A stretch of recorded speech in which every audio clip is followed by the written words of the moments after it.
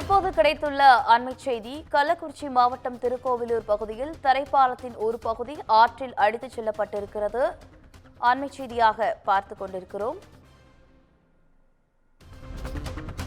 தென்பெண்ணை ஆற்றில் ஏற்பட்ட வெள்ளப்பெருக்கால் திருக்கோவிலூர் அரகண்டநல்லூரை இணைக்கும் தரைப்பாலத்தின் ஒரு பகுதி உடைந்து ஆற்றில் அடித்துச் செல்லப்பட்டிருக்கிறது. இதனால் பொதுமக்கள் அந்த பாலத்தை சீரமைக்குமாறு கோரிக்கை விடுத்துள்ளனர். ஆபத்தை உணராமல் பாலத்தின் ஓரமாக வாகன ஓட்டிகள் இருசக்கர வாகனத்தில் பயணிப்பதால் விபத்துகள் ஏற்படும் அபாயமும் ஏற்பட்டிருக்கிறது. உடைந்துள்ள தரைப்பாலத்தை விரைந்து சீரமைத்து தர வேண்டும் என பொதுமக்கள் கோரிக்கையும் விடுத்துள்ளனர். கூடுதல் விவரங்களோடு இணைகிறார் செய்தியாளர் சிவபிரகாஷ். வணக்கம் சிவபிரகாஷ், விவரங்கள் வழங்கலாம்.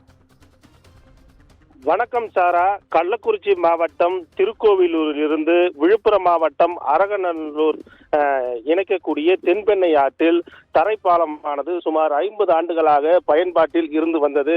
இந்த தரைப்பாலம் கடந்த ஆண்டு பெய்த கனமழையின் காரணமாக தென்பெண்ணை ஆற்றில் ஏற்பட்ட வெள்ளப்பெருக்கில் அந்த பாலம் முழுவதும் இடிந்து போக்குவரத்து முழுமையாக தடைப்பட்டது. உடனடியாக பல்வேறு தேவைகளுக்காக அரகண்டநல்லூர் பகுதியில் இருந்து திருக்கோவிலூர் பகுதியிலிருந்து அரகநல்லூர் பகுதிக்கும் வாகன ஓட்டிகள் பொதுமக்கள் எளிதில் செல்லக்கூடிய இந்த தரைப்பாலத்தை சீரமைக்க வேண்டும் என கோரிக்கை எழுந்தது. அதனால் தற்காலிகமாக அந்த தரைப்பாலத்தை இருசக்கர வாகனங்கள் மற்றும் சிறிய 4 சக்கர வாகனங்கள் செல்லக்கூடிய அளவிற்கு அந்த தரைப்பாலமானது சீர் செய்யப்பட்டது.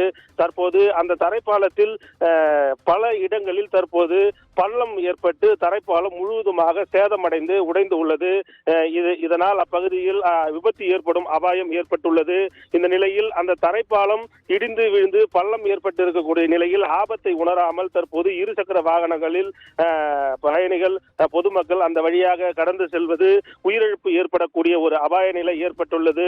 உடனடியாக அந்த தரைப்பாலத்தை சீர் செய்ய வேண்டும். அதுவரை பொதுமக்கள் யாரும் செல்லாத வகையில் பேரிகார்டு அமைத்து தடுப்புகள் ஏற்படுத்தி அந்த தரைப்பாலத்தை சீர் செய்த பின்பே போக்குவரத்திற்கு அந்த பகுதியை அனுமதிக்க வேண்டும் என்ற கோரிக்கை எழுந்துள்ளது. சாரா, விவரங்களுக்கு நன்றி சிவபிரகாஷ்.